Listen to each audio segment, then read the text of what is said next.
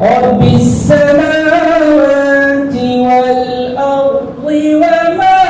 بينهما الرحمن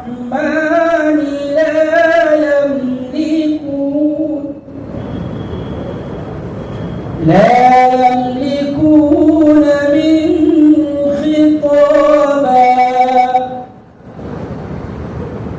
يوم يقوم الروح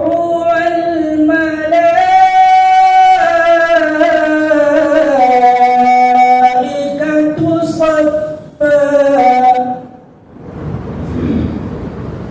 لا يتكلمون إلا من أذن له الرحمن وقال صوابا ذلك اليوم الحق فمن شاء اتخذ إلى ربه مآبا إنا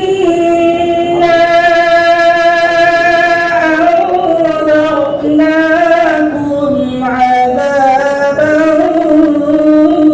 قريبا يوم